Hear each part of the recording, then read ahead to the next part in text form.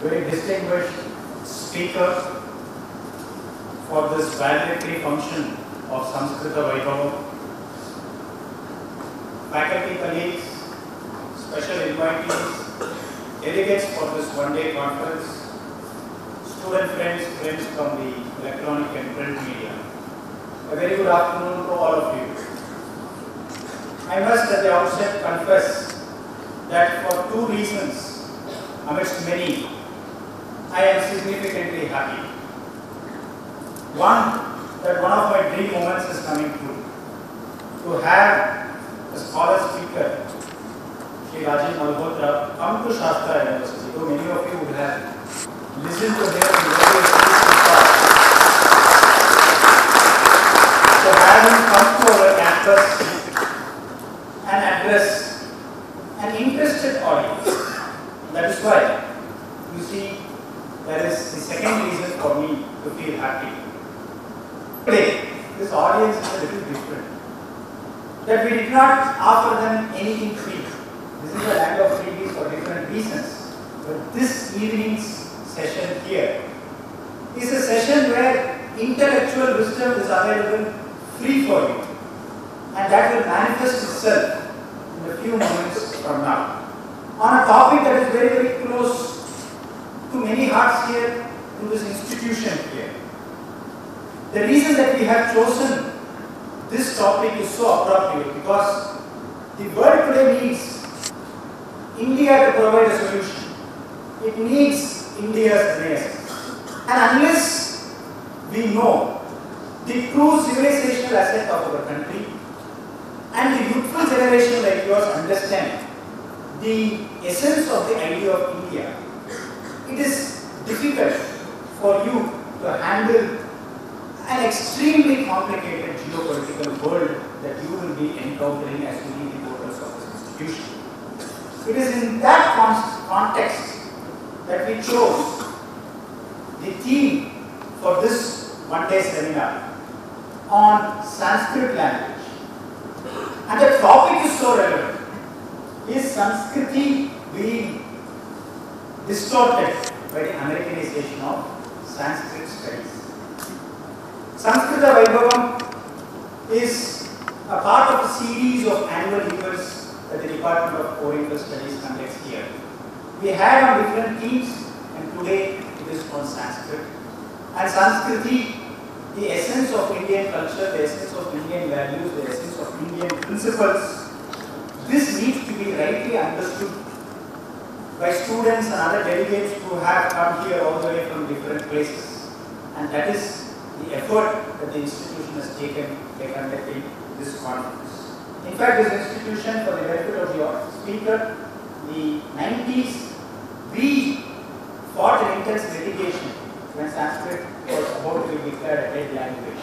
In fact, there was a lot of support from various researchers, particularly German researchers, who sent a lot of supporting letters saying that they are using that language for very serious academic research. And this institution was also the forefront in ensuring that the legacy of Sanskrit language gets enriched by academic institutions of this type.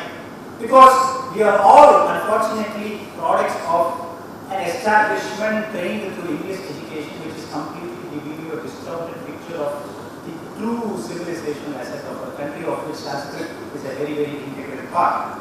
And that is why today, ladies and gentlemen, we have amidst us an extremely scholarly speaker, a speaker who said no to a very, very lucrative entrepreneurial corporate career, to take up cultural socialism, if I can call it that way, and represent the Indian voice in the geographical West.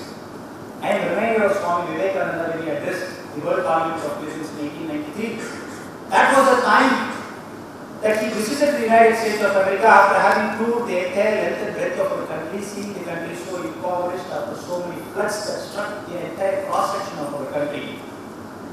And if the same thing had happened today, you would have had enough NGOs who make business out of poverty going to the America seeking support.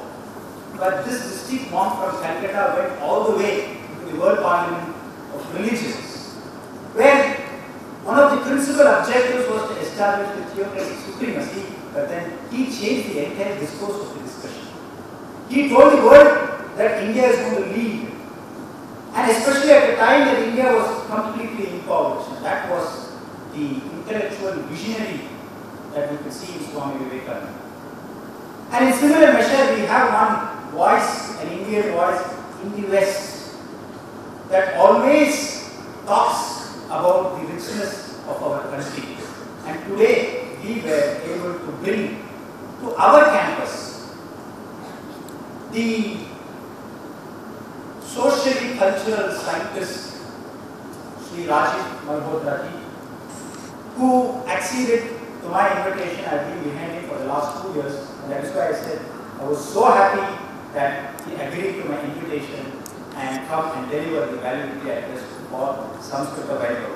Ladies and gentlemen, please put your hands together and welcome.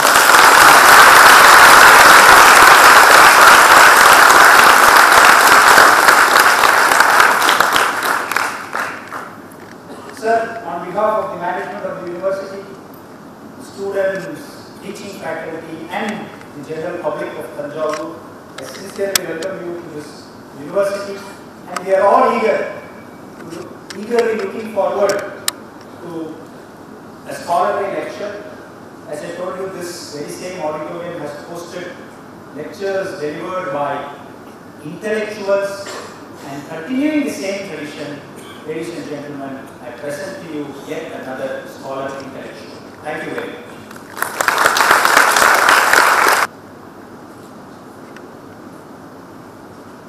As a token of our gratitude for Sri Rajiv ji, I would request Dr. N. Kannan, the Dean of the Department of Oriental Studies and Research, to present Rajiv ji with a moment.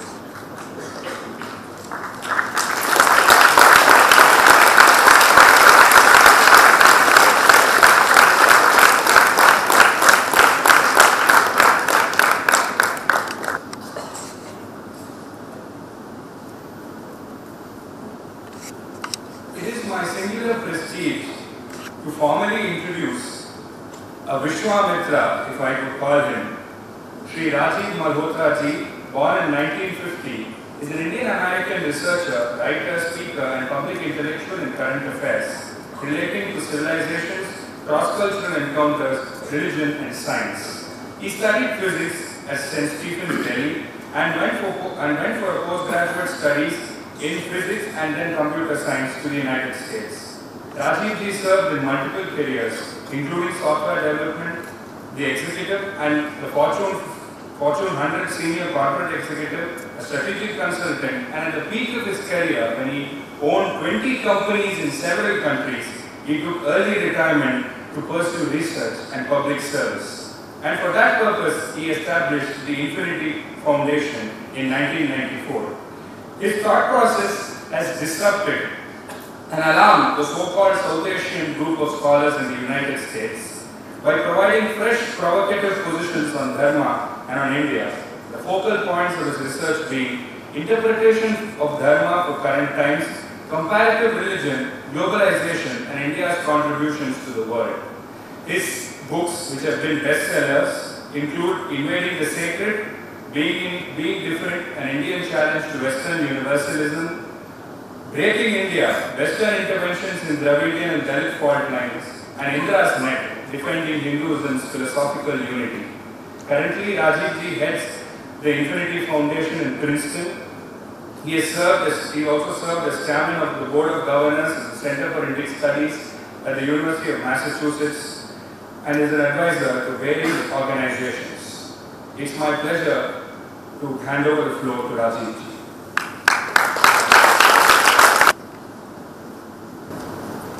Namaskar. Thank you for inviting me. I'm honored and delighted to be here.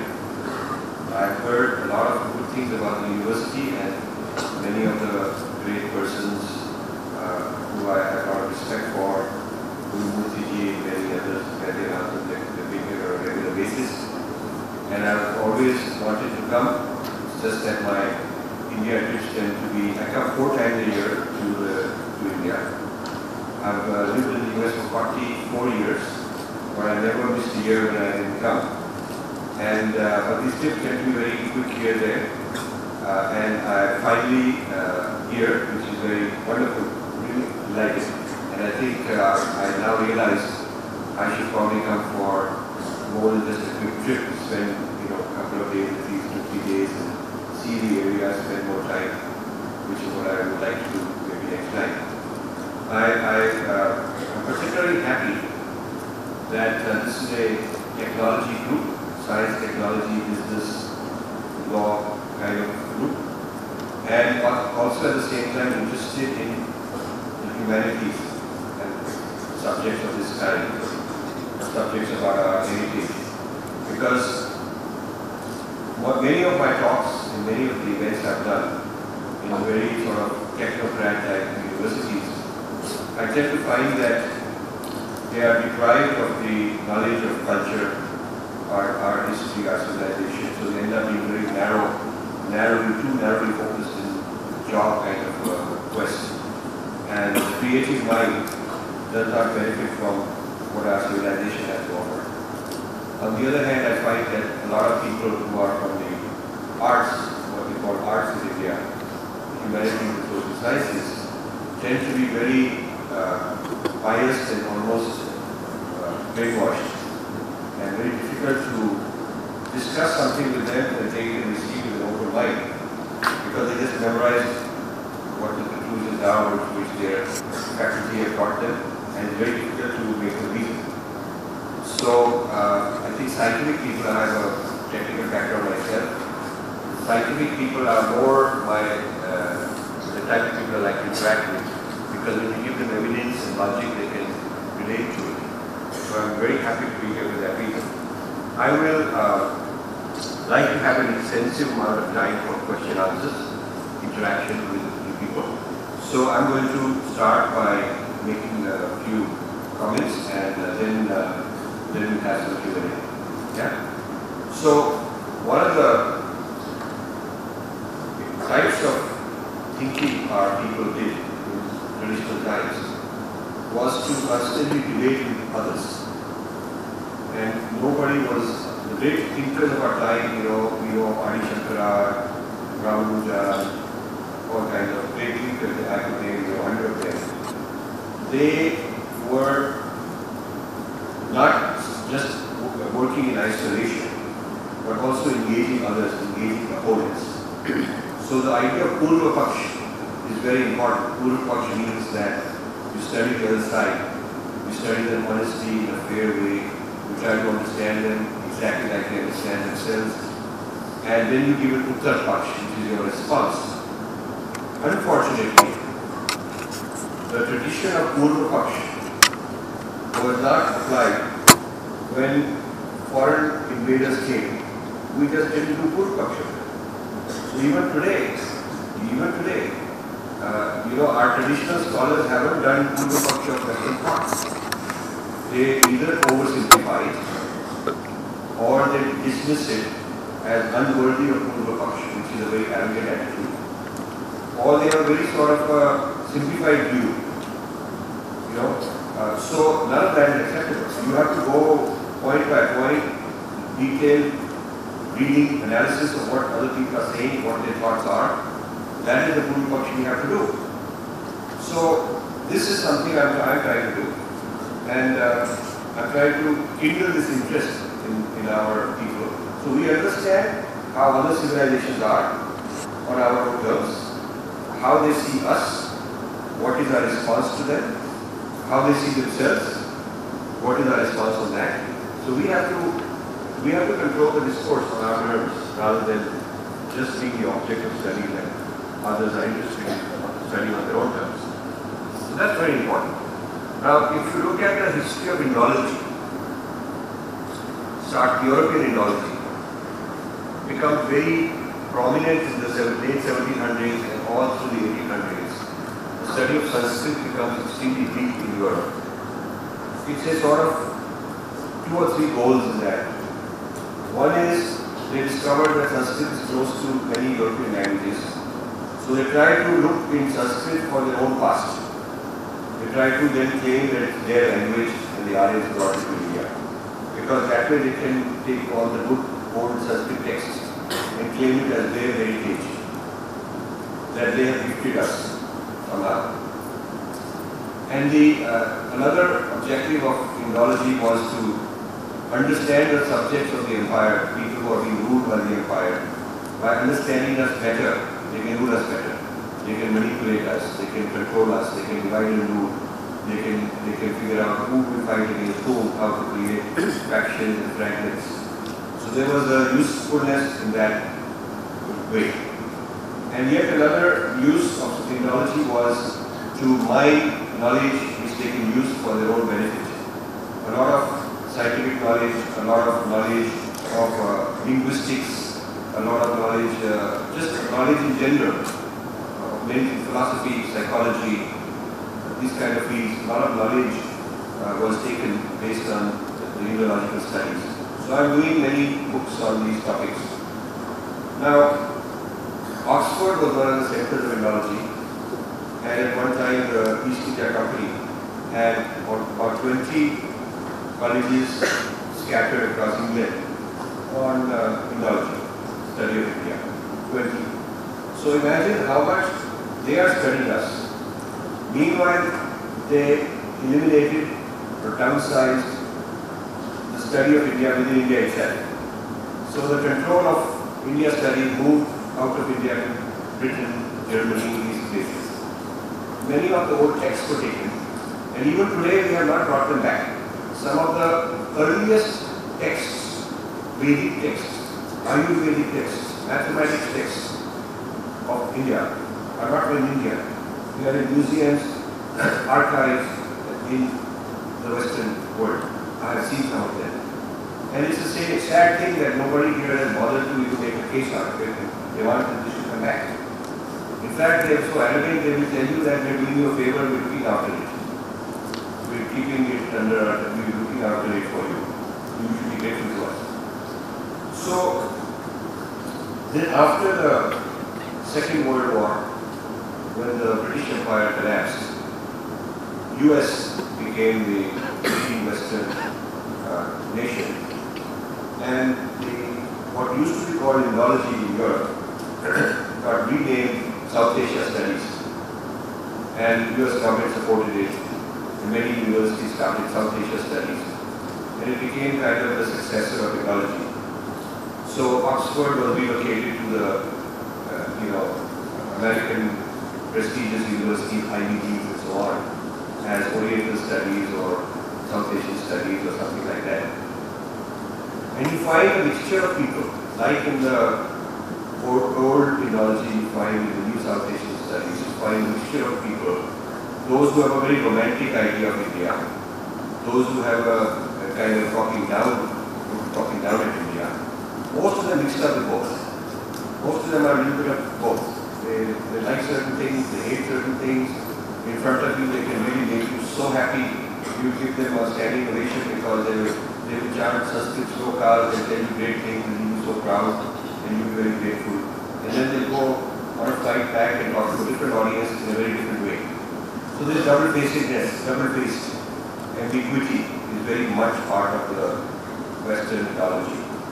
So you'll find the same Max Miller who says great things about India also proposes the Aryan theory, also says that that Sanskrit came from foreign Aryans, it was of Indian origin, and then he promotes that Christianizing these people will be the strategy. So you can't, unless you put good Purva Paksh, you are being misled. You can't just read what they have said in a press release. You have to go and read what they've written. And this means thousands of pages you have to read very carefully. That hard work our people are not doing. So we are being often misled. And I'll talk to you about this theme in a moment. Now, my topic today is on the Americanization of Sanskrit Studies. You might wonder, what does that mean? What do you mean by Americanization of Sanskrit Studies? Well, what is happening is that some of the most aggressive and most voluminous, prolific writings on Sanskrit literature, interpretation of Sanskrit thought is coming out of US. It used to come out of Germany, it used to come out of Britain, France, it's now coming a lot out of US. Just like those European countries have their own agenda and their own ideas mixed into it, so do the Americans. And my talk focuses on one person, his name is Sheldon Pollock. He is in Columbia University. He used to be at University of Chicago. And I think I call him the new Max Muller. He's sort of the 21st century Max Muller, the reincarnation of Max Muller. He has produced a lot of works. He has produced a large number of PhDs in Sanskrit. His influence is huge. And what makes him particularly important is that within India, he's got a huge parampara of Indians. Indians who are his students and now sent back to teach Sanskrit or become journalists or become intellectuals. And his influence is beyond just his students. He's collaborated with a lot of very extreme leftist Indians. So he's very leftist himself. And he's collaborating with those kind of people. Because the Indian left, one thing they lack is knowledge of Sanskrit. So if you talk to Malhotra or Rajiv or any of the leftist people, or Ramachandra Guha or any of them, the one thing you can always tell them is how can you know all these things without knowing Sanskrit. Your knowledge of India and Indian civilization is through Western interpretations, so you are not authentic and they have no answer. So what General Pollock has done is do that actually. So he joined the team and saying, okay, I know Sanskrit, I'll be part of this team. I'll supply you with all the materials that the left needs. So he's kind of a very important part of the Indian left. And the Indian left therefore supports him in a very serious way. He's extremely well known and many prominent leading Sanskrit scholars have been given grants by him, taken to the US on prestigious tours and visiting professorships and so on. So they're a very tightly knit community with somebody sitting in the US at the top and a whole parampara of followers across India. So he got a Padma Shri from the UPA government. He has been named Friend of India award he got from leading Indian newspaper in the US. All because of, he can say great things. But none of them really read his works. So I read his works.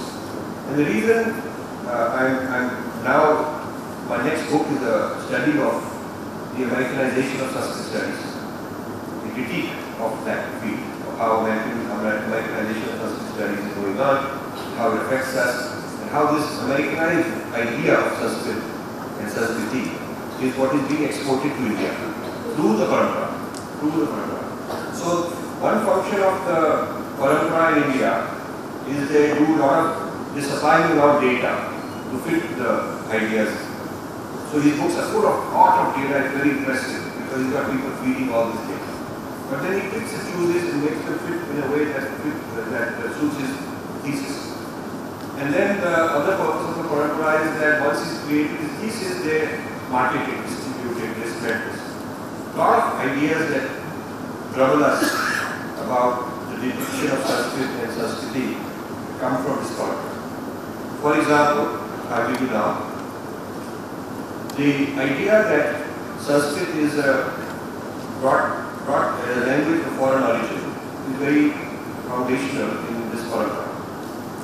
Max Muller had gone over a century ago, but this parampara keeps this idea alive. They're really based on that. And if you challenge it and deny that Sanskrit is a foreign language, they call you a chauvinist, fascist, all kinds of names. That's one.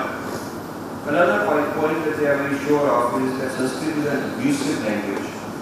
They call it toxic, oppressive.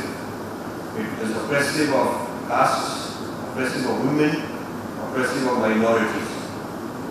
So a large part of the social oppression of Indians in India has to do with the problems of Sanskrit. And so the study of Sanskrit for looking for oppressiveness is what he calls political philology. Philology is a way you study language, dig out what's the hidden meanings, what the author didn't say, but from the way he phrased it, what can you tease out of it, what is the hidden meaning, what can you find out. And he calls it political philology, that this is the whole purpose of his enterprise, he says, is not to romance the Indian civilization, and he scolds other Western Sanskrit scholars who he thinks are too soft on Indian Sanskriti by not sufficiently attacking its toxicity. So he calls upon his followers and his colleagues to do that. So you can see that right there, the Indian left will be rallying behind him because he is entirely on their way. So this toxicity of Sanskrit is the theme that pervades, is one common theme that pervades his entire work. He then takes Paramarthika and Vyavaharika. Paramarthika is the realm of transcendence, the ultimate reality, Brahman, Ishwar, higher self, is Paramarthika. And Vyavaharika is the mundane. We are having a Vyavaharika discussion here. Your life, your career, your family, all the things concerning the mind, body, that's all, that's Vyavaharika world, society. And he right away argues why the Paramarthika dimension of Sanskrit is not relevant and should be dismissed, which is very serious, because if somebody does that, then the whole tradition of mantra, chanting like we had nice invocation, the whole yajna, the whole philosophy, the whole meditation, all that's gone because you dismissed it. And he cites the philosophy of a 17th century Italian philosopher. And he says this Italian philosopher has argued that this kind of, there are two ways that people are writing thoughts. The people who are writing worldly thoughts, those are empirical. You can evaluate them. You can test them. So they are real. And the things which are about domains that you can't measure, you can't really trust them. Those are fantasies. Those are myths. So he, without arguing whether this is valid, not valid, whether you can map Paramarthika onto this, without even spending enough material, enough sentences. In a few sentences, he concludes just by quoting an Italian philosopher a few centuries back. He says, therefore, the Paramarthika fits that idea of otherworldly, mystical, kind of mumbo jumbo, and that's not relevant. So this is a very big problem for me. If somebody just dismisses the whole big part of our tradition. And then he further says that the oral tradition of Sanskrit was basically incapable of producing new knowledge and thinking creatively. It was just some mantras that people were memorizing which they did not know what it means. And he calls it hymnology, mechanical chanting of sounds that you don't understand, like an iPod, just keep going on repeating sounds. And these Brahmins were doing these hymnology, that was the oral tradition. And the reason these very clever Brahmins didn't want to write it down is to keep it secret, so no one else to find out. Because once it's written down, somebody else may read it. So this they had a secret to keep it among themselves. And the reason they had this secret is that then they could pretend that this is something very profound and powerful, only they have, and everybody else needs it, and therefore make people dependent on them. And this is a source of power and oppression. So the whole tradition is about political power and oppression. This is what he says. So besides dismissing the Paramarthika, he also wants to talk down and denigrate the whole oral tradition. So he says that Sanskrit literature starts 1st century after Christ. That is when the history of Sanskrit literature starts.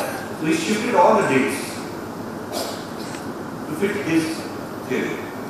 And the reason he wants to say that is because he wants to say that Sanskrit literature starts under Buddhist influence. Prior to Buddhist influence, what existed was Vedic hymns which have no meaning of they just oppression, political oppression, mumbo jumbo, you hypnotize people and you just chant these. In other words, complete lack of appreciation for what Sanskrit has been for. And looking at it the way a Charvak would look, purely materialistic person, atheist person would look at it. And then it is the Buddhists who start writing. Because Buddhists are not prejudiced people. They are open to every level of society, unlike the Brahmins. So they start writing. And the Central Asian invaders, Kushan kings who come from Central Asia after Ashoka, they start patronizing scholarship in their courts that has to be written. And so these Vedic Brahmins, feeling left out, they also, in order to get patronage and get grants and so on from these kings, Buddhist kings, they also start writing in Sanskrit. So the Sanskrit oral tradition becomes written under pressure of Buddhists and these foreign kings who force them to start writing it down. And this, he says, is when literature begins. So this is very weird, very strange. There are large part of his, he spent 10 years out of the last 40 years of his work on interpreting Ramayana. And his edition of Ramayana is the standard edition being taught in the universities. The standard English translation being taught in the universities is his translation. He translated one of the main volumes out of that series of Ramayana. And he has this complicated argument to show that the king, Ram, is kind of an absolute dictator beyond any rules. And he wants to show that Raj Dharma is a system of abuse because he, being divine, can do anything. And he keeps giving some examples that he can do anything. He is not bound by any rules. And that this divine king, autocrat, dictator mentality is what all the Hindu Rajas start behaving like. This is a role model for Hindu Rajas. And he says that Ramayan's demonizing of Ravana is a device that can then be used to demonize Muslims.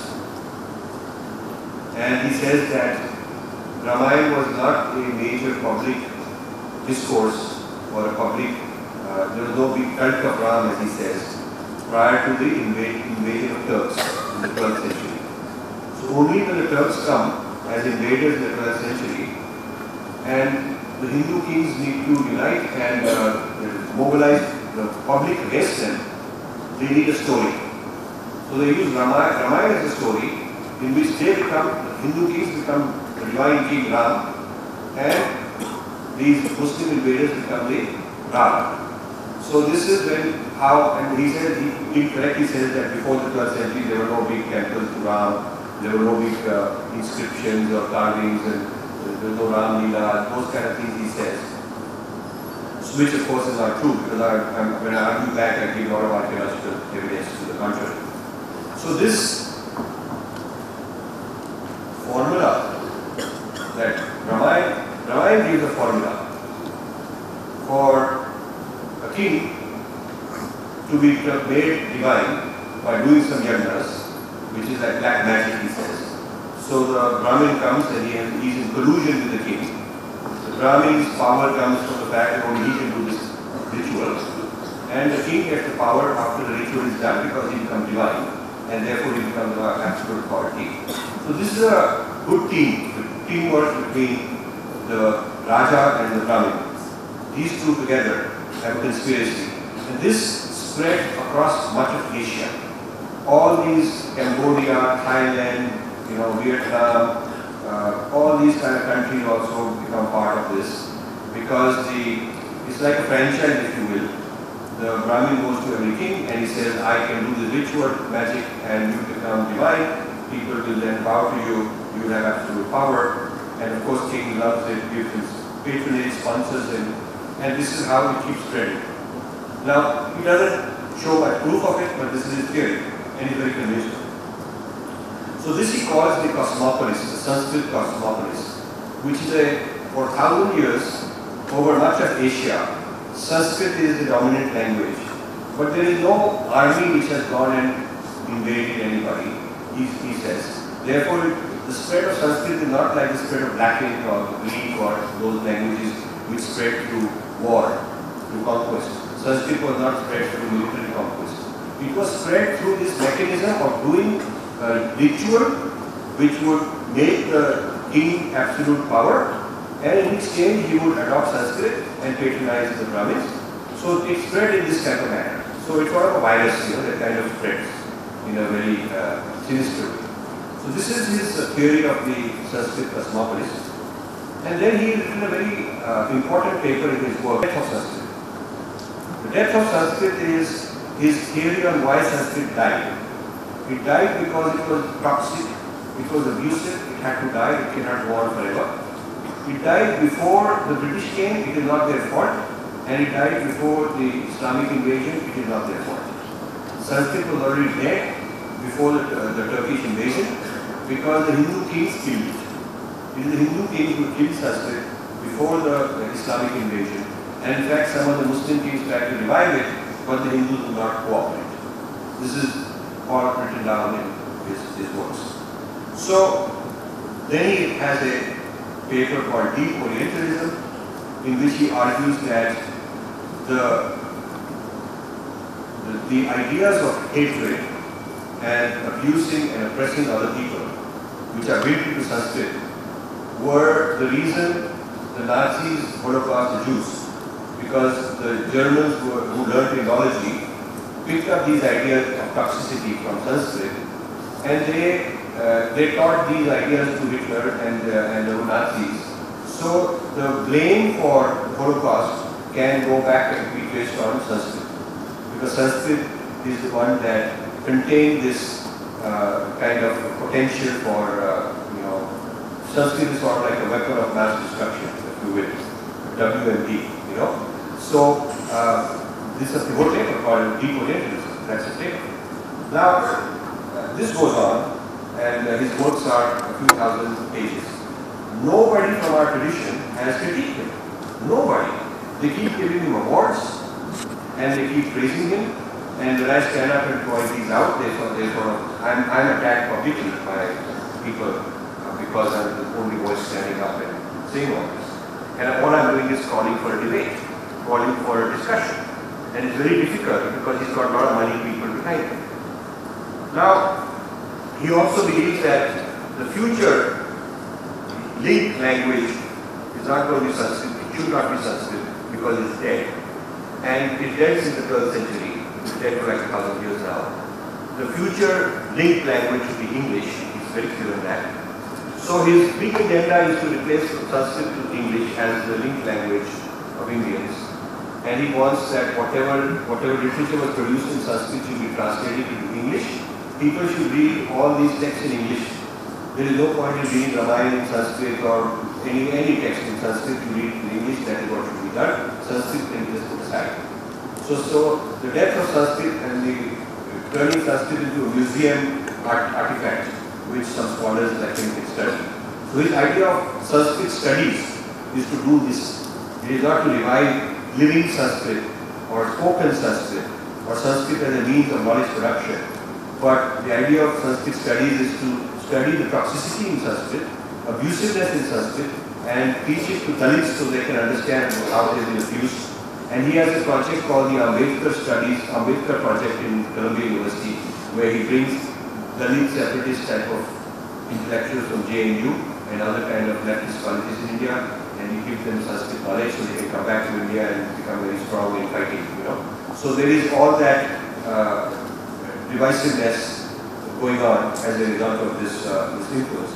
Now, besides the Padam Shri, which is not a simple thing for a foreigner to get, Narayan Murthy of Infosys funds him in a very big way.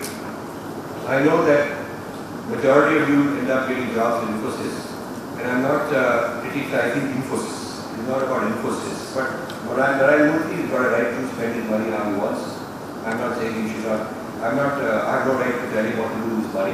It's his money, and he can spend it how he wants. But I have also right to be critical of the effect it's having. Narayan Murthy has given him a huge $1 million to be the editor-in-chief of the Murthy Classics Library. So the Murthy Classics Library wants to translate 500 volumes of old classical Indian literature from various languages into English and make it inexpensively available for very little money, paperbacks at railway stations and schools, and they've got they've been appointed by our HRD minister into the Board of Education, on these committees to shape the future education of India. So this Sheldon Pollock led team of translators who interpret Indian texts, old Indian texts, into English works, will be then spread across India because they have so much money to do this.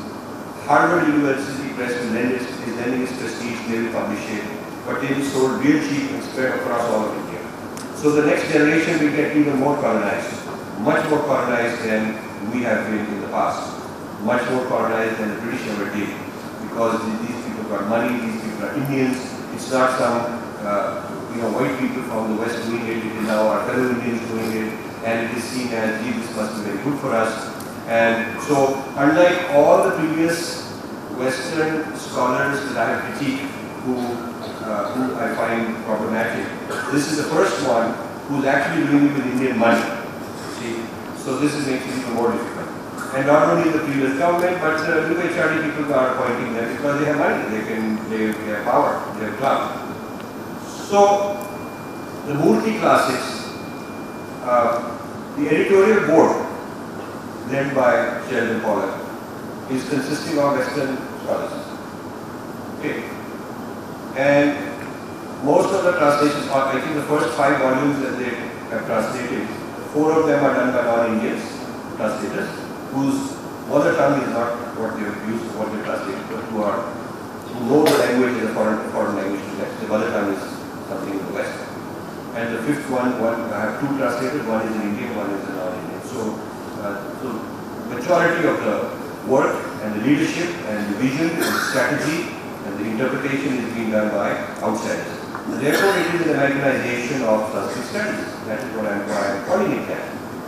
And when you have people like Narayan Murthy putting their money, and when you have the government, the previous one and the new ones endorsing these people, it is a pretty powerful combination for one individual guy like me to try and fight. Okay. So when my next book comes out, I'm looking for trouble. I know that. But I think I have to do this to get people, to level the playing field, to get the people on our tradition side aware of this. Now, the Padam Shri and the Murthy backing is not all there is. The Shringeri Math, Adi Shankara's first Matha in Shringeri, has been approached by Pollock people, and they have written, they have agreed in principle that the Shringeri Math, Adi Shankara Shringeri Math, will create chairs in USA under Sheldon Pollock. He will appoint his students and he select the people. They will be appointed in Columbia University will be the first chair, and they will have chairs in other universities. And this will be the foreign Pitham of Shringeri, if you will. Columbia University will control the foreign Pithams of Shringeri. Now this is ridiculous if you think about it. Why would you do that? Even under Mughal rule, they could not take over Shringeri. Even under British rule, they could not take over Shringeri. Now the Americans are very smart, because rather than taking it over directly, they got Indians to do this work for them. So, I was in the middle of writing a different book last year. By summertime, I had finished 75% of it. And I wanted to finish that. I told my publisher that's my hope. My publisher is HarperCollins, I given them dates. Then suddenly something happened and I put that book aside to start writing this book part 1. What happened is, I was told that $4 million has been raised by some wealthy NRIs who are going to create a chair at Columbia University on Adi Shankara Sanskrit philosophy, Sanskrit philosophy, and it will be chaired by the selection committee will be led by Sheldon Pollock, and so he will put the right people that he selects to do this work. And I was so surprised. I had meetings with these people. They are investment banker type people. I am not criticizing investment bankers, but these particular individuals were more interested in, they'll impress Columbia University by doing this. They will be having good connections. It will be good for their business. Their prestige will go up. Because one of the ways that a rich person can buy influence in America is to get into some prestigious university. You will have a chair, and you are associated with that chair. So you join the high table, the high class. You upgrade yourself in terms of stature, in terms of connections, networking, and so on. So these people are Sanskrit people. These people are not philosophers. These people never read Sheldon Pollock. They just know this is a very prestigious thing. We will give our money and we do it. Indians are so much into show and appearances and being in the good books of Westerners and being able to show off that I am associated with this. None of them had actually read his work. So I asked them, have you read his work? And they said, we don't need to because he's well known. I said, look, you're investment bankers. Would you invest millions of dollars on an infrastructure project where you never did the due diligence?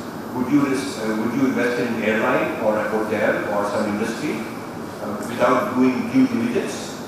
And they said we have to do due diligence because that is what they're taught. So I said, why haven't you done due diligence on Sheldon Pollock's work? And if you are not qualified to do it, get a team of independent people to do it. I'm doing it. At least give me a chance. So, but they were very angry at me because I was spoiling it. And then I was even further surprised when people who are running the Shingeri Mutt branch in USA, Canada and USA, were so convinced of this. They thought at the last minute I would interfere when I thought I'm giving them information. And they were all talking about, as if their loyalty is to the Pollock rather than their loyalty to Adi Shankara. So I decided I'm going to meet the Shankaracharya. So I wrote some letters and I gave a little summary of some of the main issues I just told you. That he's got these views. I quoted some of them and I sent it to somebody to Shankaracharya. It was intercepted. Shankaracharya didn't get it. A copy of it was sent back to Pollock that this guy is doing all this. So I was told by the Pollock team in US, we will know what you are doing. Whenever you send a letter, we get a copy here. So it was so interesting that it means that even in the Shankaracharya Mutt, or Shingeri Mutt, they got plenty. They even told me that the administrative head of the Shingeri Mutt is on the committee at Columbia University. They brought him into it. They've flown him to US several times. And he's part of this, he's also convinced. So when I met him, this gentleman, he says that Indians have failed to produce good scholarship on Sanskrit. We should be very grateful to people like Pollock who are doing this work. We do not have that kind of talent. And so if these Americans are doing it, they're doing us a favor. That's the Americanization of Sanskrit Studies. People at very high position in the Shingeri Mutt also believe it. So I wanted to have a meeting. So luckily for me, a lady in Chicago who follows my work for 15 years or so, she found out that I'm concerned about these things, so she called me and she said I can set up a meeting. Because her father, late father, used to be in the Shingeri Mutt, very close to the Shankaracharya. So she set up a personal meeting. And this meeting was set up. I went there late last year. And when I went there, I found out, it's very interesting how they set up this confidential meeting, bypassing the official channel.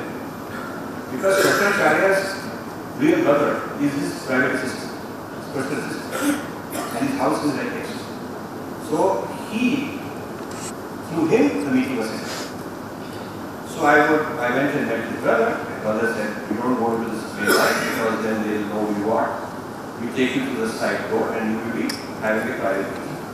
Very impressed, I was very happy. When I went for the private meeting, I was sitting with Chakracharya. But this gentleman who was the interceptor was sitting right there. He found out anything. He found out. So this is how tight the thing is around Shankaracharya. So when I told Shankaracharya all my points, he had never heard of this type. He had not heard of this type of story. He was told that we are funding something or we are putting up a chair with the help of NRIs and it will be great for us. And I offered all the points. I said, it will take a scandal for you. Because look at what they are writing. They are writing things which are very critical and insulting of Adi Shankara in some places. And to give them the authority, give them the adhikar to be the future voice of your mutt is going to create a huge scandal. And so I said, I don't want you to accept what I'm saying at face value. Give me some time, let my book come out, and then let me debate. This is the Adi Shankara method that you have debate with opponents.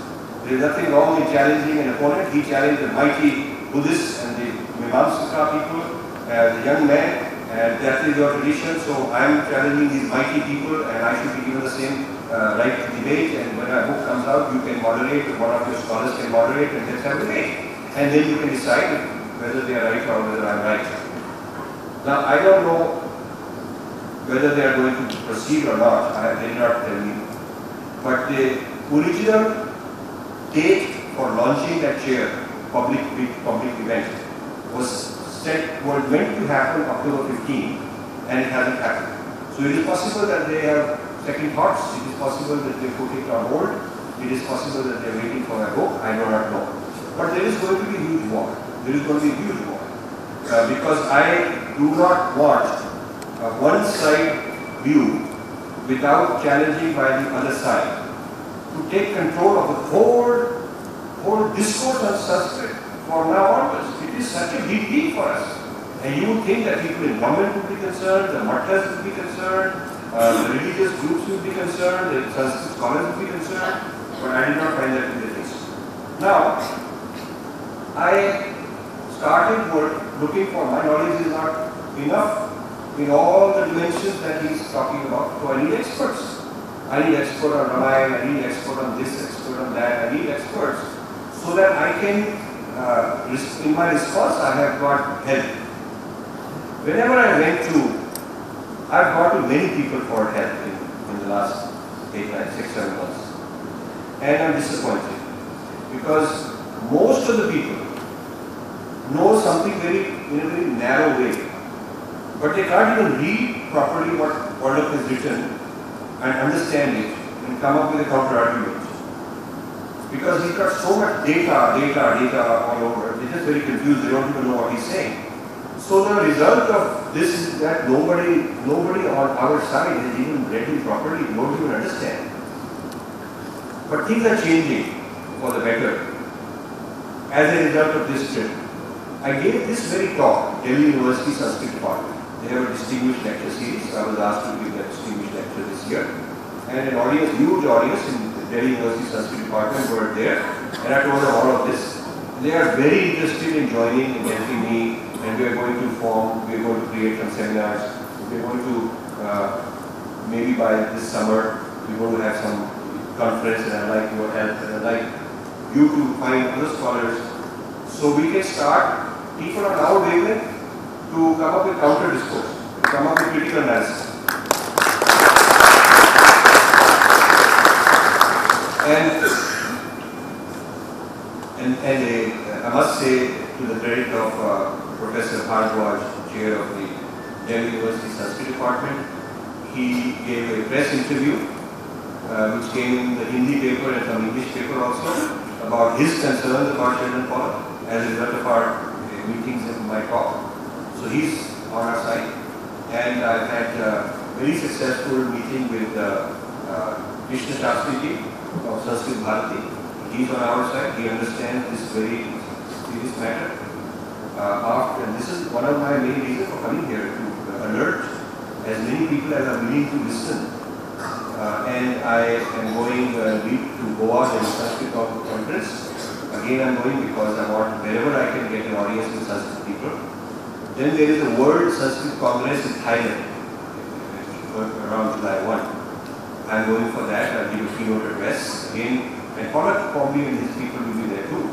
But I want to put it out in the open that these are certain positions which are troubling people like me who are on the inside of the tradition. And we want that rather than all this going on and on for years and spreading and with money coming in on that wavelength, we want a discussion. So let's see what happens, but we are certainly going to start a fight. And then, in the next few months, I will have my book out which will put all these facts in proper quotes, references, arguments, counter-arguments out. And I'm hoping that a university like this will create some kind of discussion on that book, so we can popularize our view. We don't have the Ryan machinery. We don't have the media on our side. They are interested in what we are doing. As far as they're concerned, Sanskrit is a dead language. It's a saffronizing language, and dead or dying, so much the better. They're not interested. It's our job to stand up and defend it. So, before I conclude, I just want to give you a positive possibility. My foundation used to give a lot of grants when we had a lot more money. Used to give many more grants. And one project is relevant to this. One project was that a very bright Indian scholar who is a traditional Sanskrit scholar, also a practitioner of our culture and tradition, and has his own, sadhana and practices these meditations, the philosopher. At the same time, he has a PhD in Western philosophy from Oxford, so he knows both. So, a project was done where he translated the main Western philosophers into Sanskrit. So he reverse translated. Instead of translating Sanskrit into English, he translated the English works, German works, French works of the top philosophers, Western philosophers. He wrote summaries of their point of view in Sanskrit book. Okay, so this is something we should have been doing all these 1,000 years, understanding them in our own language. And then he went to Banaras University, did a summer institute, and one in Tirupati Sanskrit University. And he took the bright Sanskrit young scholars, and he would play the role of the Westerner, and he would present a theory, ask them to respond, and then he would present an argument. They were supposed to represent the Indian side and answer back from Indian thought, and he would represent the Western thought debate. And the idea was to use this traditional system of debate and educate our people about how to talk back to the Western thought. And he came in his report, he said he was so impressed. He said these young Pandits and Acharyas trained in the traditional Sanskrit are so sharp, so analytical, so philosophical, that every single Western thought he presented to them, they could get it and give an answer. They could quickly give an answer. And so I was very excited. I said, we should start training our own Sanskrit people to talk back in our own language. So this guy said, okay, he is willing to do it. So he got a job offer to be Vice Chancellor of Sanskrit University in Tirupati. And we were excited that he'd go and we will train the brightest, best promising young Sanskrit scholars from all over India. We will have these workshops and we will train them in Western thought so they can answer back properly, accurately what their thinking is, and then they will respond and they will learn how to debate. And then this way the next generation of acharyas will be very wise, very good at, and they will be able to teach the public better. Now this gentleman, very good friend of mine, Bengali, I love Bengalis, they know nothing about Bengalis per se, that my problem is. But he contacted a fellow Bengali that would give him advice. And this big brother fellow Bengali is Ashish Nandi in Delhi, who's very that kind of person. He asked him, I'm getting this career choice, Rajiv thinks I should go, Infinity Foundation will back me, what do you think? And Ashish Nandi in a couple of phone calls talked him out of it. He said, if you go, you'll be tainted saffron, you're doing your career, you'll be considered one of those, bad guys, chauvinists, nationalists, all these things. Don't go for your career, please stay there, be happy. So our project didn't happen because it depended on a brilliant guy who was one of a kind, this unique kind of combination. We never did. And I really wish we had succeeded, because had we succeeded, we would have by now trained a large number of young scholars in Sanskrit to be debate. So people like Sheldon, Pollock would be facing a huge army of our people, but it didn't happen. I just leave that with you as a thought of how we could do it, but what is the right way to do it. Rather than translating our knowledge into English, we should be translating Western knowledge into Sanskrit, Western knowledge into our vernaculars, so that people who are trying to pursue the studies in our own terms, are able to do so. Now you are tech people, and you certainly know that Microsoft Word and all these things are available in Indian languages, but not completely, not quite. The content of a Word file or Excel file can be in Indian font, but the commands are in English. Open, close, save, delete, those commands are in English. However, when you look at the Mandarin version of Microsoft Office, the commands are also in Mandarin. You do not need to know a word of English to use the product. But in India, you have to be tech savvy to get a job. And to be tech savvy, you have to have some vocabulary even to be able to use the product. So, we have not turned the new technology, the new thought into our vernaculars so that people don't have to learn English just for the sake of being a tech-savvy person.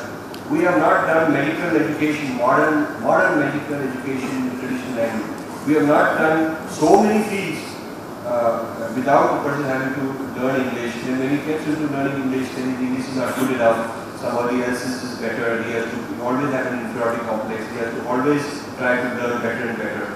So this kind of anglicizing our education, even the study of Sanskrit is done through English. Through English, you study through the English method, and through the English philosophy, the English interpretation, the English vocabulary, you study the Sanskrit.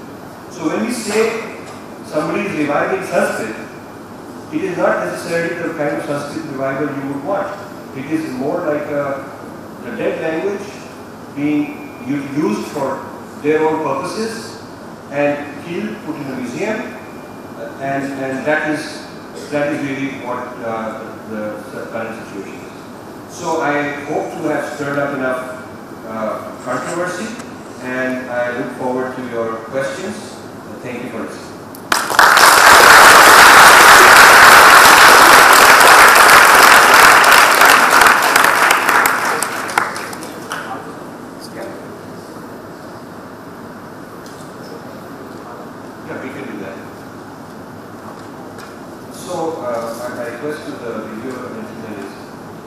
Whoever, can you make sure you are getting a shot from here to there? Whoever is asking the question, have their face. We like to get the person's face. Good, ready? Okay. Wait, is it possible if we have a very strong policy in our country to change the entire system? I mean, we are studying everything in English. Will our country survive if we convert everything to Sanskrit and go ahead with it? Because even if we reach the 1-year-old kid who's now growing up in Sanskrit, we can revive the language. Do you think our country will survive the change? Well, first of all, I'll tell you that let's look at other countries. In China, The mother tongue is Mandarin. They teach Sanskrit as a second language after a certain age and not as a medium of instruction. So you don't learn history in Sanskrit, you don't learn physics in Sanskrit, you don't learn philosophy in Sanskrit, you learn all those fields in Mandarin, and then you learn Sanskrit as a language. Okay, so there is a difference between using English as a medium of instruction, because then it becomes like your mother tongue. Okay, versus your mother tongue being your native language, and then English is another language that you learn just for language purposes. So this is a distinction. And similarly in France, French is the mother tongue. The media content in other languages is controlled to be a certain percentage, TV channels, all of that, not beyond that, because they want to preserve their culture. The French are very freedom people-oriented people, but they also understand the value. Russia, medium of instruction is Russian. Japan, medium of instruction is Russian. I mean, it's Japanese. So first of all, there is nothing sacrosanct about English such that people could say that no other language can be science or medicine or philosophy, law, technology, because many of these countries are doing it. You see, so if you look at Japanese and Mandarin, even the script is so different, and still they're able to do it, and they're producing world-class technology. So it can be done. Question is whether it's too late, whether we are so colonized, and the momentum is gone so far. And people are just looking at short-term optimization. Short-term optimization is I do something, so in 2 years, 3 years I get a job, I'm out. Short-term optimization of the government is how do I spread education so I can create more employment, rather than what will get us ahead in 20 years. So because our mentality has become short-term, government is short-term, corporate sector is looking short-term. So you see, we are, it may be not possible, I do not know. I don't want to give up. I don't want to give up. So my idea is that we should certainly preserve a large number of Sanskrit vocabulary without translating it. And in my book, Being Different, I have a chapter called Sanskrit Non-Translatables, which means these are particular words that have no English equivalent. There's nothing like that in English. So we should, even if you're speaking English, we can say Shraddha. There is no word like that. Or yoga, no word like that. You see, there is no word for Atman is not soul. We are making a mistake because the philosophy of soul, which is the Western idea, soul to reincarnate. There is no unity consciousness between soul and the Supreme. The soul is always separate. And soul animals don't have. They don't have. In our culture, even plants have Atman. See, and there was a controversy in the Vatican some hundreds of years ago whether blacks have soul or not, and whether women have soul or not. They were debating whether they have or not. We never had any doubts about Atman. So you can't just take a word like that and just replace it with soul and say that okay, we don't need this Atman word anymore. So this idea of Sanskrit non-translatable is a very powerful way to at least preserve a few hundred powerful words and introduce them in any language that you want. I think that when they say they want to revive Sanskrit studies, the government, I don't know what the strategy is. I'm not privy to that. I've tried to have discussions but haven't managed to get a good connection with somebody who can listen. All I know is that Narayan Murthy's son, Rohan Murthy, is now on the advisory committee for the new government to bring education, and they are going to take the Murthy Classics Library, translated by Sheldon and Pollock, and put that into education. To me, that's opposite.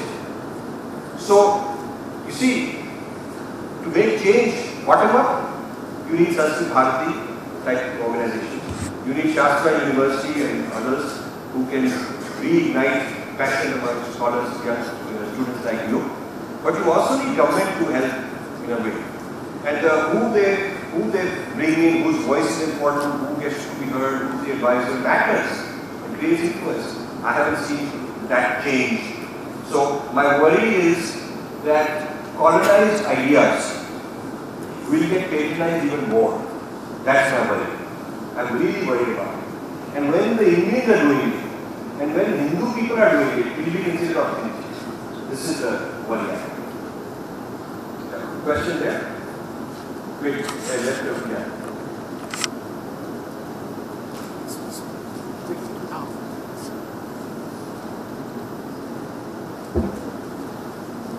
I have two questions to ask you, sir. In your book, there is a statement that I found. Cultural appropriation gives a false impression of equalization. And in a way, there is a lot of talk which has been there for a long time that religion at the bottom is all about love. And love should be the basis of every religion, and that is the common theme. So how do you comment on this superimposition of love as the dominant theme in religion? And there is no great difference for such people who think that this dharma, the Hindu dharma is different from other religions. That is question number one. And question number two, we at Sastra University are very eager to work with you on the work which is being done by the Infinity Foundation. And how do you want our students to be associated, the university to be associated with you? We would be very eager to work with you on it. Okay, thank you. So, religion, faith, dharma, these kind of things are a lot more than just love. I mean, it's also about self-understanding. It's about psychology. It's about understanding who am I. Before I even talk about loving someone else, I want to understand who am I. And this business that I love you, but who is this I that is loving you? Is it this body? Is it this ego that is loving you? You see? So where is this love come from? So this whole business that it's all about love is a very kind of pop culture, Bollywood, NDT level of thinking. Okay, but truly if you are serious about it, you got to understand who is the one who is offering love, what is my relationship with the other. The Christian word, the Abrahamic religion word do not have a concept like Tattvamasi, where I say you are that, you and me are in fact one. Therefore love is a consequence, it is not a primary thing. Whereas when the evangelist says to the person, I love you, he means, I think you are a good target for me. When somebody, phone call comes and says, we want to sell you insurance policy, sir, I love you because you can be a good customer of mine. That idea of love is like, I can use you. I can get the better of you. I can turn you into a client. It's not really love. It is a kind of an ego-driven opportunity that is called love. But true love is not more. Attachment. It is not that. It is much deeper than that. So I think even this business of whether religion is only love, I personally I don't think any religion says that it's only love. Because if you look at what Christianity says, it's a very particular idea of God, particular idea. I think the primary concept of Christianity is original sin. You're a born sinner and you have to be saved from that. So it's not about love, it's to be saved from original sin, and Jesus loves you to help you save yourself. And you should love the other person and save him from hell. So the idea of love comes later. The primary condition is you are a sinner, you go to hell, and then we have to save you. And then in the equation and the method and techniques and strategies, love comes in as a method. So love is secondary in most of these traditions. Now as far as how Sastra University can work, well, there are, in any industry, you have R&D that produces something, and then you have those who are distributing it. So it would be technology, there's people who do research in technology, and then those who market it. Infinity, myself, we are kind of research oriented. We need people who want to take the knowledge and distribute it.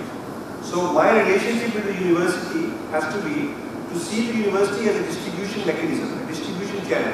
Similarly, my relationship with the Hindu organization is that they can help me distribute. So Art of Living, Srishi invited me to give a talk at their ashram in Bangalore, and I gave a talk, and he was very generous, very nice. He introduced me before 5,000 or 6,000 people who gathered for Shivratri last Sunday, and so a huge number of people showed up. I gave a wonderful, because I enjoyed that exchange with these people. It was one of the best experiences for me. So I utilize a Hindu organization like that as a means for me to distribute as a channel where I can distribute my ideas, what I've done. And similarly, media.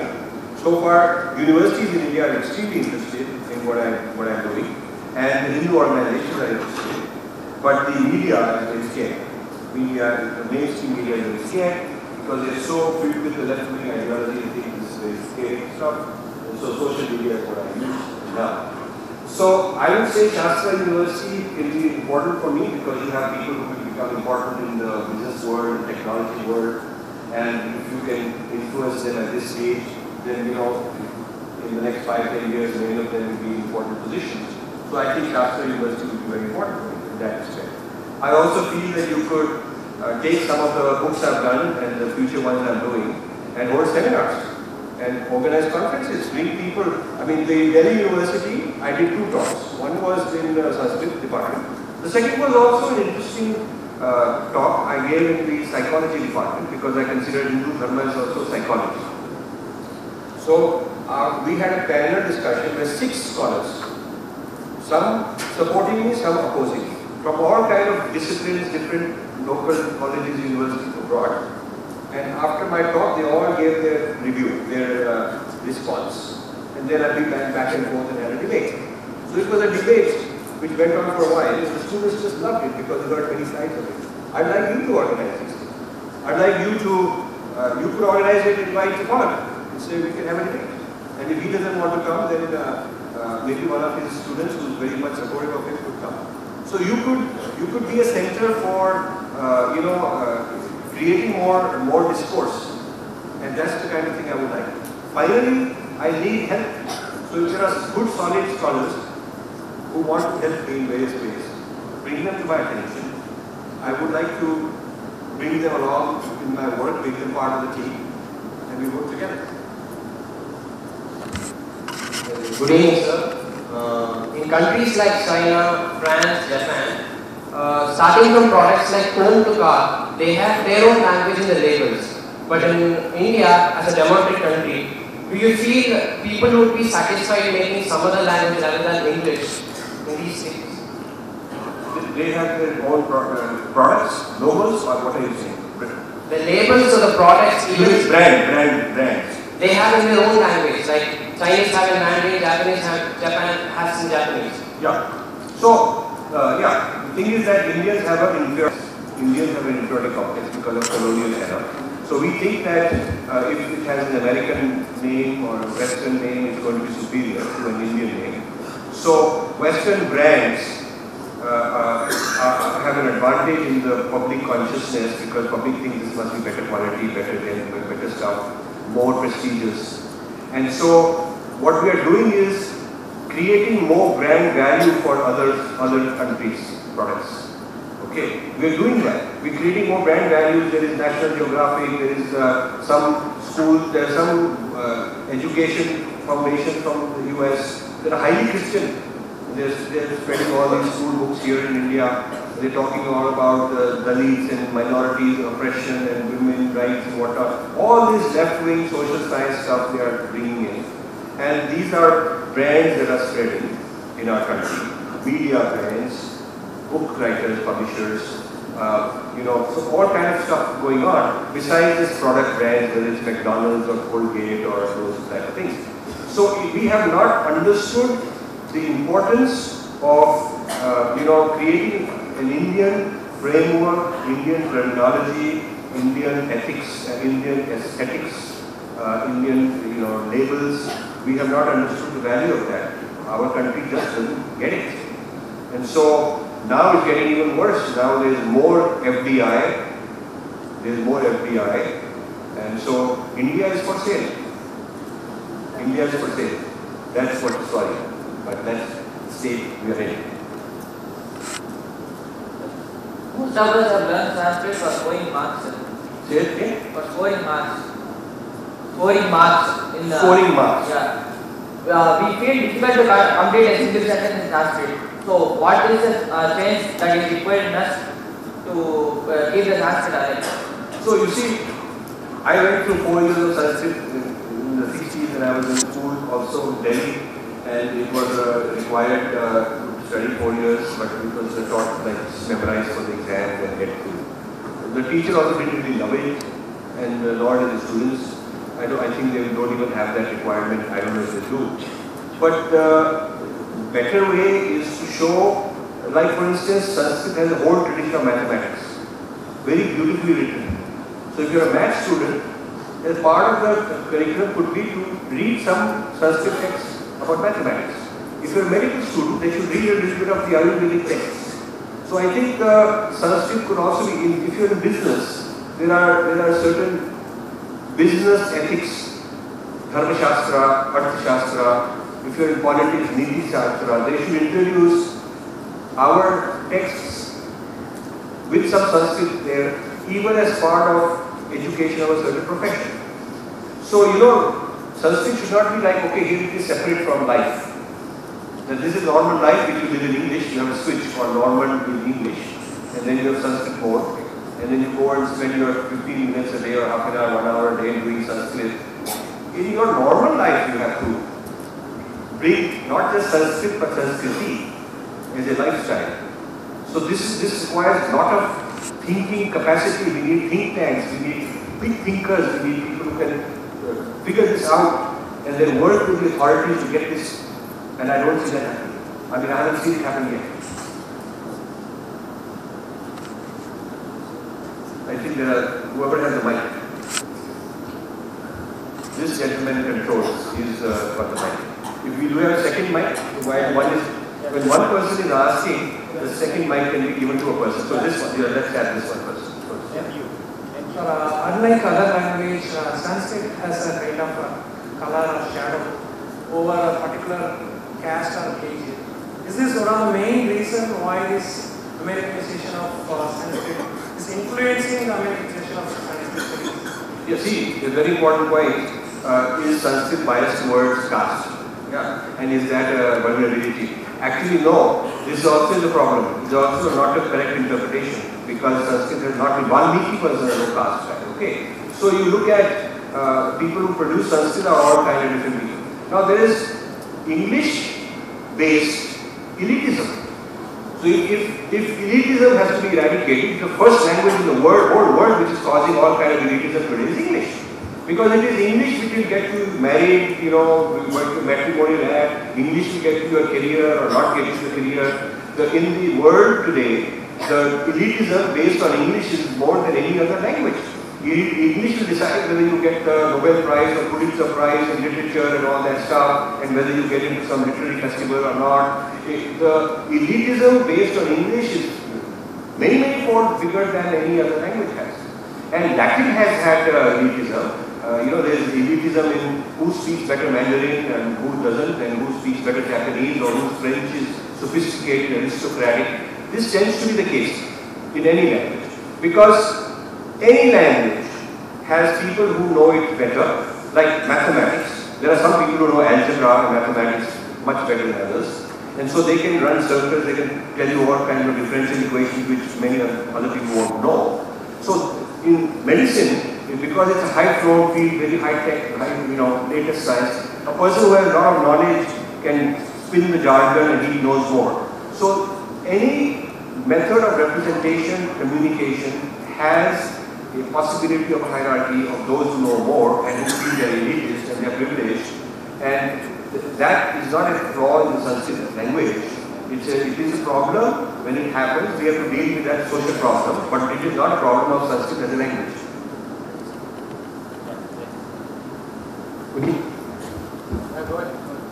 Good evening, sir. It's a well-known fact to all of us that Sanskrit has its origin in our subcontinent particularly. Has an origin where? In the subcontinents.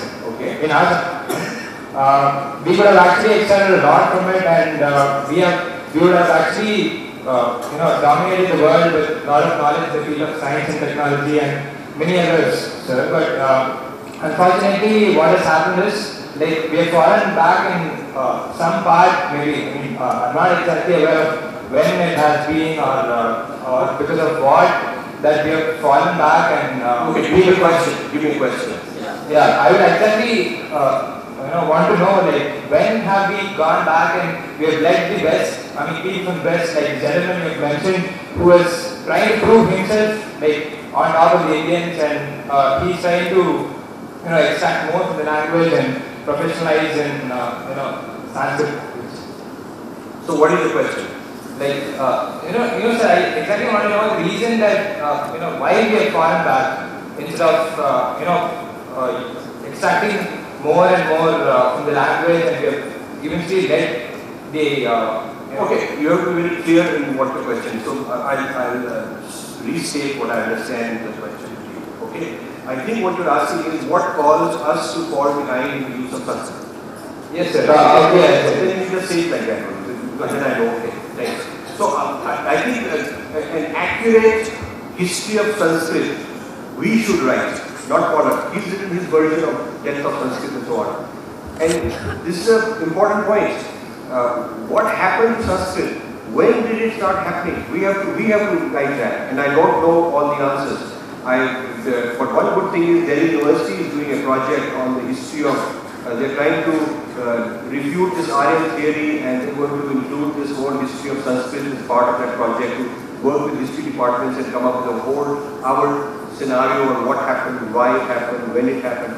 We do know that Macaulay was anti-Sanskrit, and partly recommended very successfully that the British colonial powers should downsize Sanskrit and bring in English. That happened in the 1800s. So does it mean that till then it was doing fine? According to Dharampal, who is a great scholar of this, yes, a lot of Sanskrit pathshalas were running in the 1800s. So apparently Sanskrit was still doing fine in that period. Then there are people who feel that when the Mughals came, they made Persian the court language. Okay, when you make it the court language, that is the language in which the high culture and legal arguments and all that have to be done. If you want access to the government machinery, you got to know the court language. So, having for a prolonged period of time non-Indian, foreign invaders' languages as the official languages have harmed Sanskrit over a period of time. So, I think the 1,000-year colonization, first with the Islamic route and then the colonial British route, Western route, had a problem. And one way you destroy a people's self-esteem and sense of identity and sense of history is you deny them knowledge of their past. And then you send people like Pollock who will teach you what your past is according to him. This is what happened. Good evening, sir. My question to you is, India being a multi-linguistic country, is it possible to actually make the study of Sanskrit a success? And I would like to hear from you with respect to the Dravidian state. To make it a what? A success. Success. And I would like to hear it from you with respect to the Dravidian perspective in Tamil Nadu. Yeah. See, if you read my book, Breaking India, which is, my 3 books are available here, that one completely deconstructs the idea of Dravidian. Okay? Until the 1800s, people in the so-called Dravidian areas did not think of themselves that way. The word Dravidian does not come in the Tirupura, in the Shiva Siddhanta. There is no word Dravidian. In their own text, in the Tamil text, there is no idea that we are Dravidian and those foreign people are Aryan and they've done this to us. And they're smart people in the Tamil language areas and the various other South Indian language areas are very smart, they have a very old history of writing so much, but they've never Dravidianized themselves until the 1800s when the missionaries come and say you are Dravidian people. And so, if this were an ancient idea, it would be full of all kind of ancient literature and kavya and poetry and philosophy about Dravidian people. But I don't find that. Nobody finds that. It is a modern construction. So I don't think that this divisiveness is what I call the Breaking India forces. And so that is one of the things I'm fighting against. Yeah. Last 3 questions. Good morning, sir. Yeah. I have a doubt and question, sir. My first doubt is that you told about the Christian religion that they think everybody has sinners from the start. And I think so that our religion also has a similar concept to this, because the concept of rebirth, which we believe according to the Upanishads, that says that because of your past karma, the karma which you do, that remains even after your death. That is the reason why you are born again. And it says that Sharanagati Tattva should be followed, and we should touch the feet of the Lord and keep all our sins in His feet to get revived from those and go to moksha. Is this concept wrong? Okay, so the long answer, the detailed answer in my book, Being Different, I have a whole long chapter, one of the longest chapter, or one of them, is on the difference between the original sin idea and the karma theory idea. Okay, it's a very completely different idea. Original sin is something that you are born with because it is your parents were sinners and therefore you are a sinner, and the parents are sinners because their parents were sinners, and so if God gives a curse to Adam and Eve because they do something wrong, they disobey, that all your future progeny means all the people born of you, future, which means all of humanity, okay? All of them will be born sinners. So it is a birth defect. It is original sin says everybody has a birth defect. Okay. Second thing is original sin theory says it is transmitted to the progeny, the word progeny, which means it's a sexually transmitted disease. Sin is a sexually transmitted disease in Christianity, which is why Jesus has to have virgin birth.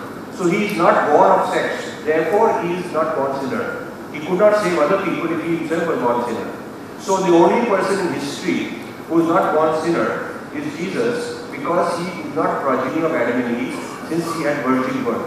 Do you understand? So this idea of virgin birth is not some little tamasha or some very ordinary or some simple idea. The virgin birth is necessary for Jesus to be not born sinner. Otherwise he will be born sinner and he can't be a savior. So when you look at all of these details, how the system works, the original sin system works very much a certain way, very clear. And this doctrine is called Nicene Creed. And in churches and in festivals, all the denominations have to recite, chant the Nicene Creed. Okay. Now, this has nothing to do with the karma theory. Okay. Karma theory, my circumstance has nothing to do with my parents, it is my own actions. My actions is different. I am born in a family because my actions require me to go through that experience, therefore I have chosen that family to be born in and experience, whether they're poor or rich, whether that way, whatever. So the accountability is with me. It is not that all human beings are stuck with this. So in the original sin idea, since a person has no prior birth, he has no choice. It is not a result of his circumstance or not a result of his action in the past. Whereas in the karma theory, we are told that I am accountable for my own actions, which means that I have the freedom to act properly and then be okay in the future. Okay? So the accountability is with me, whereas in the original sin idea, the accountability is not with me because I was not there, I don't know who is Adam and Eve and why am I stuck with that. You see? So you cannot say that they are really the same thing because they are not. So I have a clue. So we believe in Vasudeva Kutumbam. We have Indian heritage is more of an open society kind of heritage. We have. Can you put it further? We have a very kind of open society. We have a long history of the open society. So, but recently you mentioned that in Chicago, certain professors, two people, they have written some books related to Indian history and all. So, you are saying that they have written some rubbish, some nonsense thing about Indian history. So, what my point is, after all we are open society, why are we becoming more and more intolerant with these related issues? See, that's a very important question because it gives me a chance to clarify something very important. Vasudeva Kutumbakam is one of the most misunderstood things. If you read my book, Indira's Net, there is a section called Vasudeva Kutumbakam. And it is a hilarious origin of this, not a Vedic idea first of all, it's a very much more recent thing. Okay. Vasudeva Kutumbakam, even Bin Laden is part of our family. Correct? Vasudeva, whole world is our family, Bin Laden is family, Hitler is our family. Okay. Okay. So I'm just getting to this point. Even Paul and partners were Vasudeva Kutumbakam, they were actually cousins. Even Devas and Asuras are Vasudeva Kutumbakam. You follow what I'm saying? Even the bacteria that we were getting treated to get rid of is part of your family. It is not just human beings, we are all living creatures. You follow what I'm saying? So this does not mean that I am supposed to be a fool and everything is fine. So whether it is prasad or poison, it should be the same because everything is divine only. We are not asked to be fools. You understand? So there is something called discrimination between right and wrong, dharma and adharma. There is discrimination between a tamasic person, rajasic person, sattvic person. You don't have. Okay. So if everything is Vasudhaiva Kutumbakam, if a guru teaches you that, then you say, Guruji, why are you saying tamasic no good? He is also Vasudhaiva Kutumbakam, he is also fine. Why are you saying we should be not like the Taliban or the ISIS? They are Vasudhaiva Kutumbakam, sir. We should go after them. You should propose that to anybody with. You ask a very clear question, I have to answer it properly. Okay. Because I have studied this in detail. I am giving you a simple paraphrasing of very detailed analysis in Indra's network. So please read that. So first of all, the fallacy number one is that Vasudhaiva Kutumbakam principle means that therefore I should have nobody to fight. Nobody to fight. Well then why do we have Gita? Why is Arjuna asked to go fight those guys? If it is Vasudhaiva Kutumbakam, then why fight those guys? So you have to first understand how Gita explains. No. Vasudhaiva Kutumbakam, sir. I am Vasudhaiva Kutumbakam. So this is how you can be fooled also. Because anyone can get anything out of you by saying I am Vasudhaiva Kutumbakam, you can never oppose it. So this is a recipe for being a moron. It is a recipe for being a moron. It means that you cannot differentiate right and wrong, what's good for you, what's bad for you. Because Vasudhaiva Kutumbakam misused says everything is the same. And in this Vyavaharika realm, in the Paramarthika realm it is one. In the Vyavaharika realm, there is good, there is bad. There is prasad, there is poison. There is things you should eat, there is things you should not eat. Okay? There are toxic people you should stay away from, there are right people you should learn from. So the idea, first mistake you are making, a very common mistake, that Vasudhaiva Kutumbakam therefore means that openness. This book I have written is called Open Architecture of Hinduism. I am explaining the open architecture of Hinduism. So it's not that I don't understand this, I understand it very deeply. So the open architecture of Hinduism also has provisions from preventing it from being subverted. It's like internet is an open architecture, very, very open. But if you try to subvert and bring the whole system down, there are mechanisms to get rid of it. Okay? So an open architecture, if it invites as part of its openness that you can finish us off, is no longer going to be an open architecture. It's going to become a closed architecture. So to remain open in the true sense, you also have to exclude certain things. So I have developed a principle called mutual respect. Mutual respect. You should read the book Be Different, where the very first chapter tells you what is meant by mutual respect. Mutual respect means that we must exclude those who cannot offer respect to those who are different. We offer respect to those who are different, provided they offer the same. So the reason we cannot, Bin Laden be disqualified as an example, is because he cannot tolerate, he cannot respect those who are different. Right? We have no problem including him with mutual respect, provided he does the same. But if he doesn't do the same, then we cannot respect him unilaterally and unconditionally. Okay? So you have to understand where I'm coming from in order to say, are we getting close and whatnot? Because the whole idea is to protect the open architecture of Hindu Dharma by being very careful and understanding what are the forces that are going to demolish us and how to protect ourselves. And if you don't understand this, then you don't understand Gita, which whole argument, or the Mahabharata. So you have to study a little bit more about our own texts and see that this idea of Vasudhaiva Kutumbakam doesn't go to the extent of too far in the sense that you don't even know how to protect yourself. We are not asked to be fools under the name of Vasudhaiva Kutumbakam. Anybody knock at your door and say, I come as a thief to steal your place. Sir, I am Vasudhaiva Kutumbakam, we are all one, please don't stop me. We are not asked to be fools. Thank you. Last question. So good evening. Yeah. Following your lecture, I understand that you are creating a platform to intellectually fight the misrepresentation of one of the large groups, the US against Indian culture. While this is the most stable and perfect platform to counter such an argument, would it also be practical and also possible, or the piece of be taken to find it out legally by such organizations which would take up, so that the checks could also be put, as you have mentioned, the multi classes could otherwise start getting invaded. Yeah. So being not legally qualified, my Swadharma is to do what I am able to my forte is I've got a scientific training, I've got analytical training, I've got debating skills, writing skills, so I'm using those to first educate and inform our own people. Our own people are so misinformed, so confused about these issues. You know, whether it is that everything is same, whether it is that because we're all one family, therefore everything is, you know, even in my family, uncle and aunt are two different relationships. Uncle is different than aunt. I respect both of them, but uncle has got a certain brother, elder brother is a certain relationship, younger brother is different. Sister is a different relationship, brother is a different relationship. So even in a family, you have respect for all, but doesn't mean they're all the same. They are different relationships. And even in the same family, even if you're a teacher, you respect all your students, but some students deserve to be punished. Some students deserve to be failed. You cannot say because of Vasudeva Kutumbakam, sir, don't punish his students, let him pass. So we have to first work very hard to clarify the misunderstandings, the naivete, ignorance among our own people.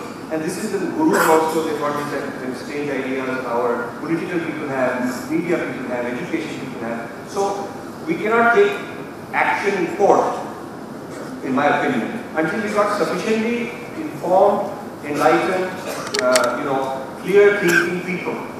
So first we have to build a critical mass of such people. Thank you very much.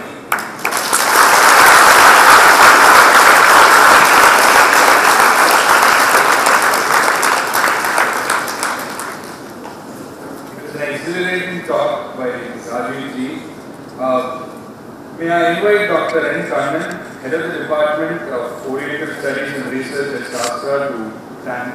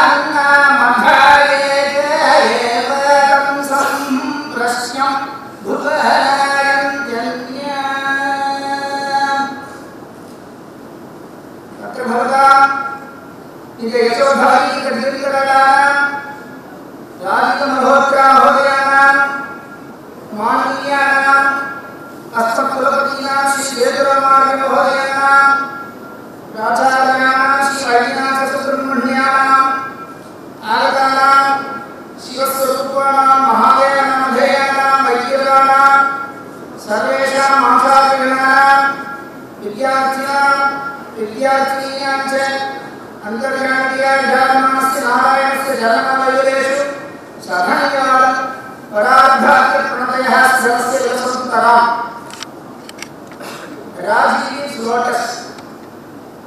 Lotus has ever different ponds and rivers.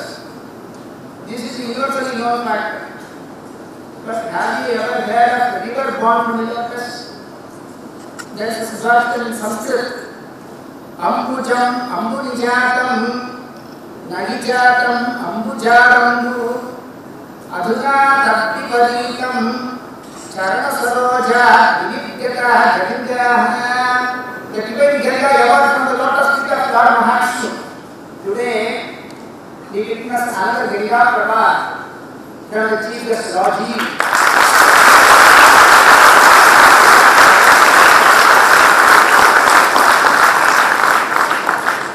Really, his speech was an impetuous outpour, the torrents has downpour, and was the eventual cascade with fertility of thought. No doubt, this contains a vital spark of genius which citizens power to distinguish. Thank you, sir, for gracing the occasion. I perform a verbal nirajanam through the words of Deshika to Rajiv ji.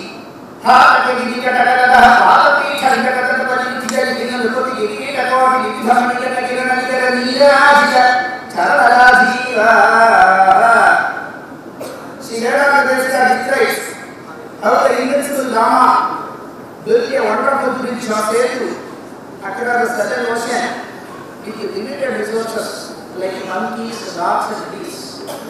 It describes in 2 words. Pralayasi Shigorchasi Shasya Jyotisha Puva Malpura Prabhadakutala Kutala Akula Karakala Kuta Hukali Nijara Sadhika Setu Patha Sima Simantita Samudra. Here is the Sastra Univ was built the inimitable Sastra University in the southern region.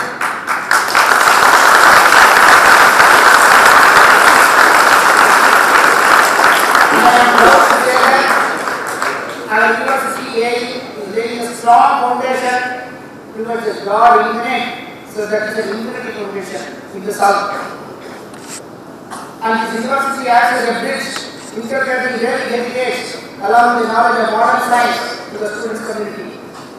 Bound to thee, O Honorable Sir, for all the moral support extended by your noble self in every aspect. You touch nothing without adorning it. You stand unique in all respects. The vital cause behind all functions of Sastra University, and in particular for this national seminar, making a grand success, is nothing but the presiding deity of Vaidishyan Roli, naming Vaidyanatha Subramanya. Any yaga or sacrifice will be complete and fruitful only by chanting his name thrice. Subramanyam, Subramanyam, Subramanyam. That Lord personified can be seen in Sastra campus as the being of planning development with full mobility.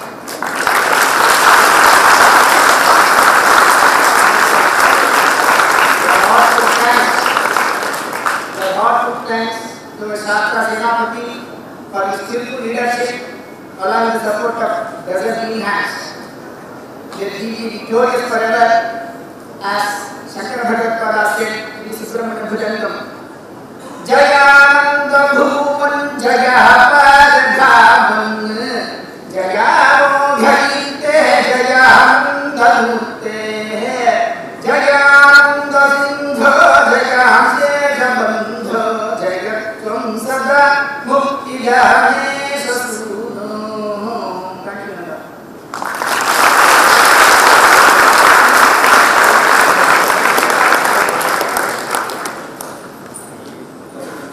Please rise for the national anthem.